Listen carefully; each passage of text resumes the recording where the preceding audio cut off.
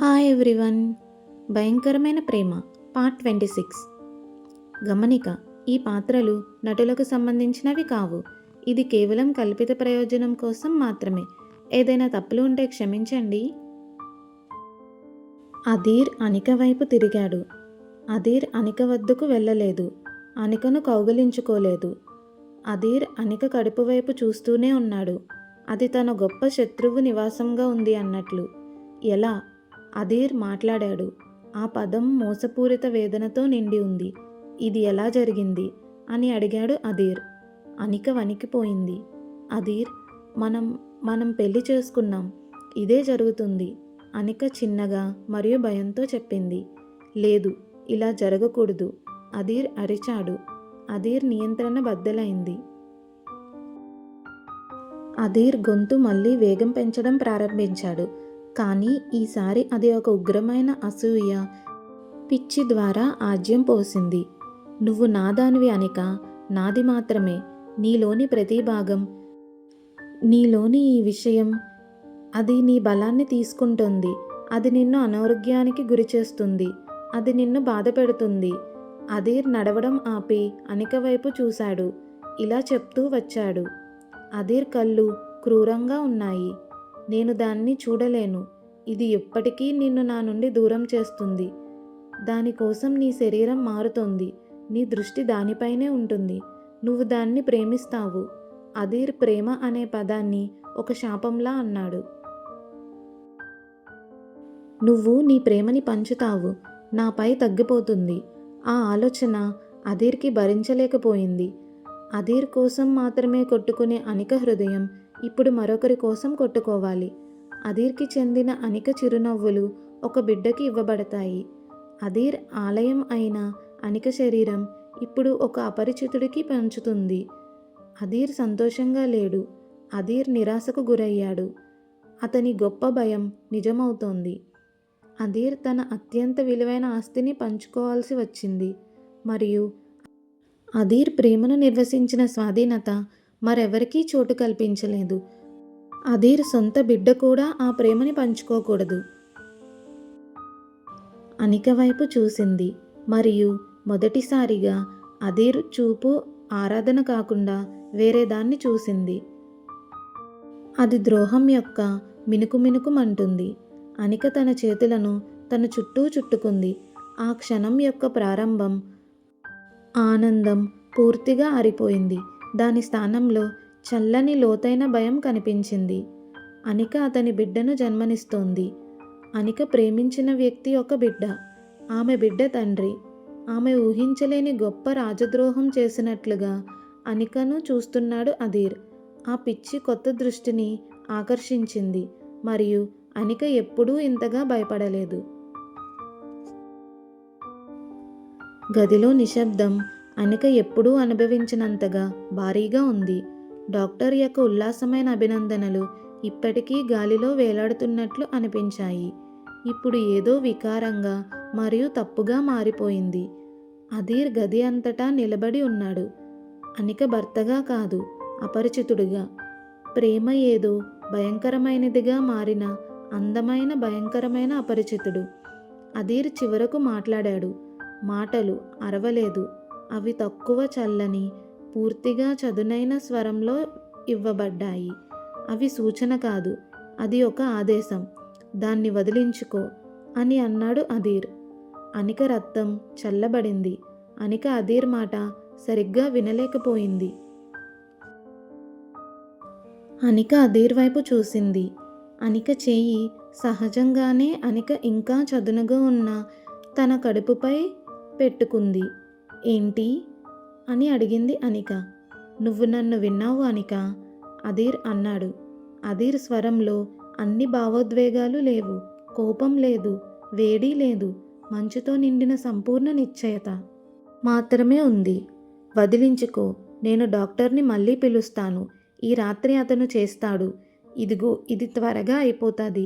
నువ్వు క్షేమంగా ఉంటావు అని అధీర్ అన్నాడు. ప్రతి మాట అనిక ఆత్మను గుచ్చుతున్న గాజుముక్కలా ఉంది అనికకు. తనలోని చిన్న పెలుసైన జీవితాన్ని అనిక మోస్తున్నట్లు అనికను తెలియని రహస్య ఆశను అనిక అనుభవించింది. మరియు అధీర్ దాన్ని తొలగించడం గురించి మాట్లాడుతున్నాడు, చల్లగా, సమర్థవంతంగా. అధీర్, అలా కాదు. ఆ మాటలు విరిగిన అనిక ముఖం మీద కన్నీళ్లు కారాయి. కానీ అవి ఇప్పుడు భయంతో కూడిన కన్నీళ్లు కాదు. అవి హృదయ విదారకమైన, హృదయ భయానక కన్నీళ్లు. ఇది మన బిడ్డ, నీ బిడ్డ అని చెప్పింది అనిక. లేదు, అధీర్ నుండి ఆ పదం వచ్చింది. చలి చివరకు కింద ఉన్న కోపంతో, అసూయతో కూడిన పిచ్చిని బహిర్గతం చేసింది. ఇది నా ఏమీ కాదు. ఇది ఒక ఆక్రమణదారుడు, నిన్ను అనారోగ్యానికి గురిచేస్తున్న పరాన్నజీవి అని అన్నాడు అధీర్. ఇది నీ శరీరాన్ని నా నుండి తీసుకుంటోంది. ఇది నీ ప్రేమను నా నుండి తీసుకుంటుంది.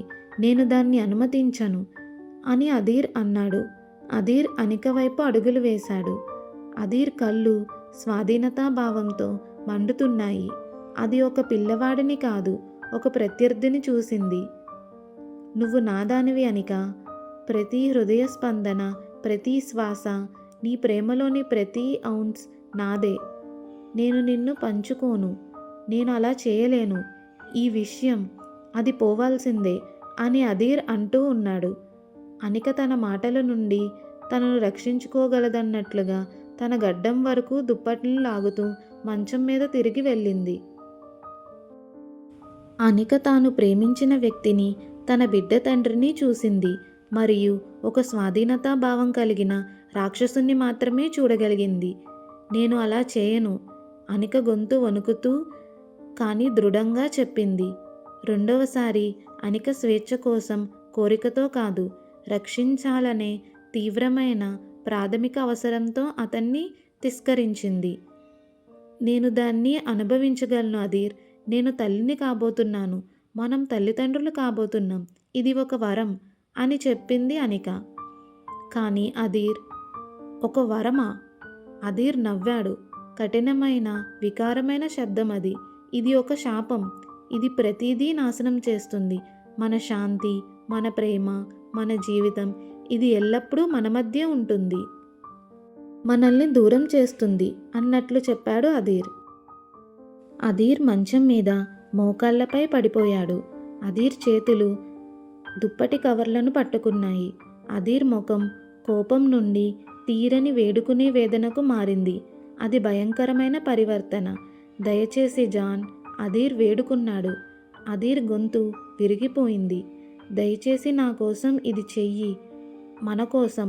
మనకు మరెవరూ అవసరం లేదు. మనకు ఒకరినొకరు ఉన్నాము.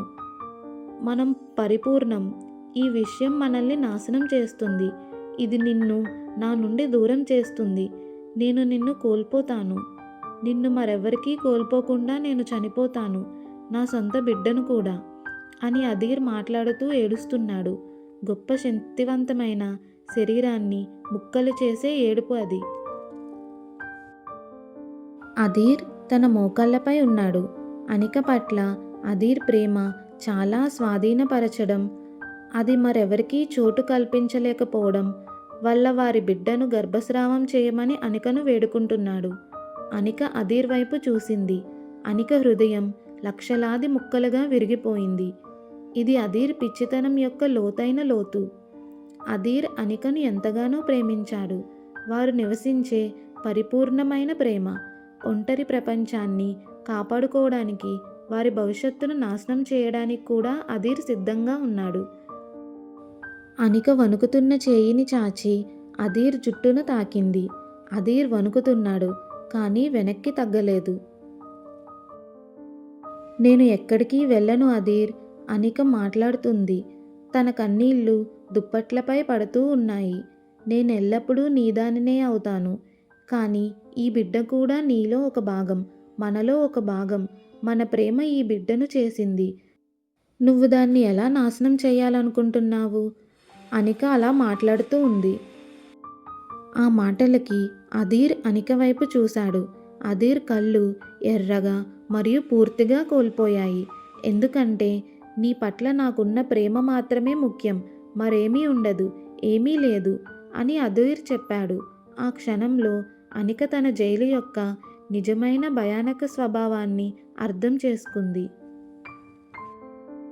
ఇప్పుడు అనిక యొక్క పంజరం బంగారం మరియు పాలరాయితో తయారు చేయబడలేదు. అది తన బిడ్డను తనలోనే ఉంచుకోవడానికి ఇష్టపూర్వకంగా చంపే ప్రేమతో తయారు చేయబడింది. ఇప్పుడు అనిక జీవితంలో అతిపెద్ద పోరాటం ఇకపై తన సొంత స్వేచ్ఛ కోసం కాదని, ఇప్పుడు అనిక మోస్తున్న అమాయక బిడ్డ జీవితం కోసమని అనికకి ఖచ్చితంగా అర్థమైంది. Next part continuous. అధీర్ మరియు అనిక ప్రేమను తెలుసుకోవడానికి లైక్ చేసి, షేర్ చేసి, సబ్స్క్రైబ్ చేయండి. Thanks for watching.